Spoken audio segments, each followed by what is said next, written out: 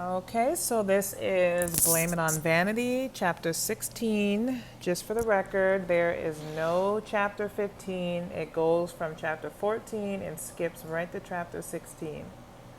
There are some grammatical errors in this book, but I'm not super upset or disturbed by that. I really just want to hear her story. So you might call that unprofessional, like the fact that the book has so many grammatical errors in it, but I don't care. I just want to hear her story. So it skips from chapter 14 and goes right to chapter 16. There's no chapter 15. The name of chapter 16 is Zoli Exotic. And there I was in the corridors of Zoli Management Modeling Agency.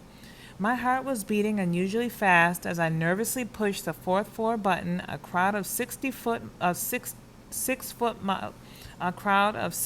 models hemmed me up against the dark mirrored elevator wall. I hid my drab clothes behind a big, half-empty portfolio full of plastic pages and few photos.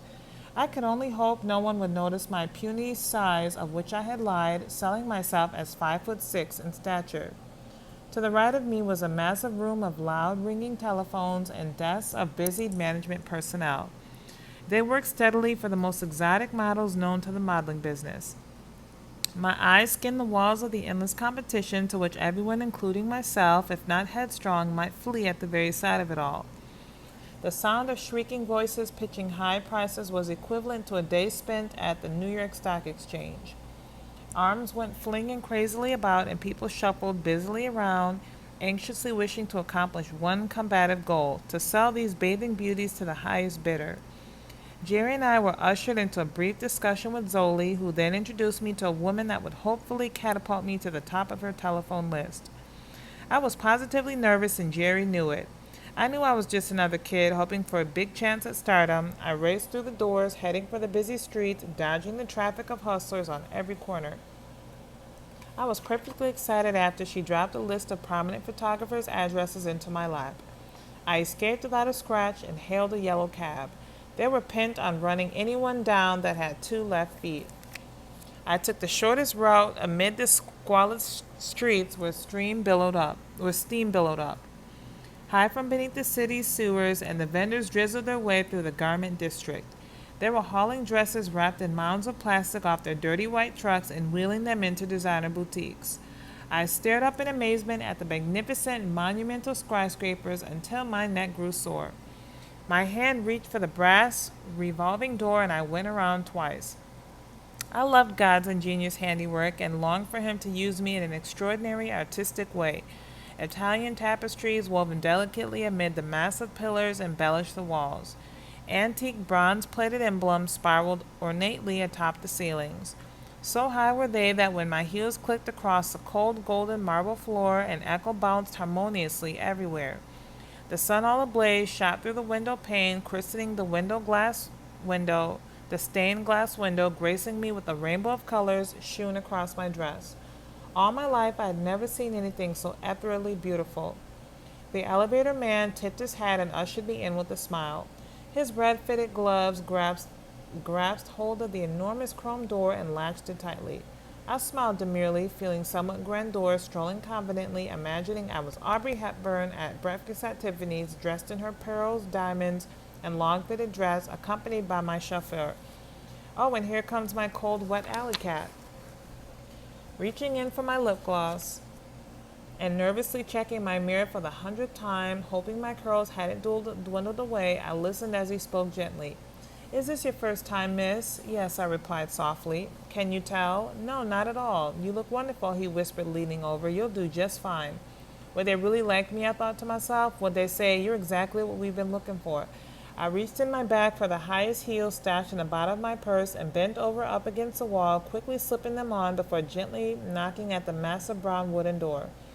Catching my breath, I pressed my palm against my chest to still my heart. My hand grabbed a hold of the shiny brass knob belonging to yet again another famous photographer.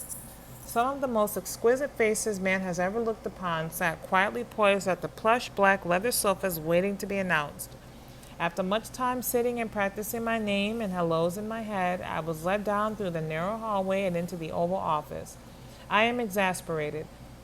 Executives, both men and women, sat around a large glass table, gesturing towards the loosely scattered pictures, talking above each other.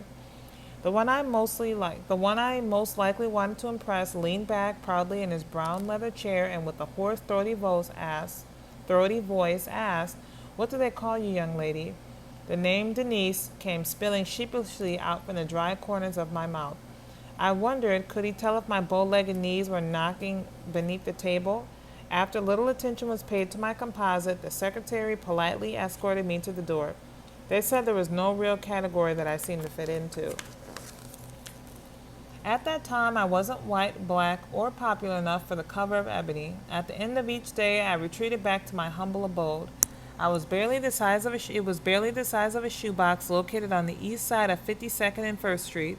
Tudor Hotel in Tudor City was shared by many other innovative, raw, newfangled models seeking their way into the glamorous life. We were also brand new to the game of pick me. I hammered with my pointed heel the window that was painted shut and thrust it open to allow the burning heat to escape, along with my lonesome thoughts of knowing no one closer than poison ivy. All over town, day and night, you could hear the awful sounds of brakes screeching, sirens blaring, and shotguns going off. Those were the usual noises that I got used to sleeping with. Just down the hill from where I lived, there escaped a strong stench of prostitution. Without warning, I had no one to counsel me about the little lamb traps the road that were activated and awaiting my arrival. I sauntered into it blindly with a sloppy grin on my face. What does one say when a stranger creeps up to you with his breath breathing down your neck, pleading perversely for comfort in every lavish way? First I would panic, wanting to run, but instead I stared back into his hollow black eyes of lunacy. Obviously, they had given their minds over to every poisonous, lethal drug the night before, and their bodies over to anyone with a little bit of gold in their pockets. One of them focused too strongly on me with her eyes, which darted back and forth dizzyingly. Her voice was low and raspy, trying to appeal to any poor fool glancing her way. Proverbs 8. "Come here, little girl," he said with a pirate's slithery snarl. My feet felt like lead stuck to the pavement beneath me. I stared up at the big lighted sign box above their heads, which read "The Fun House." They were high heels and walked provocatively. Their long, extended fingernails flicked crazily in my face. They chatted on continuously, if not to me, then to themselves. They were a small parade of the saddest sort, pretending to love what they hated. My ears quickened to the sound of their tinkling anklets wrapped around their ankles. They walked around the streets in a dead frenzy, begging for lust till the early morning dawn. I truly felt sorry for them because I had no idea what to do to help. When I look back now, I wonder how many are still alive. How many are calling on Jesus?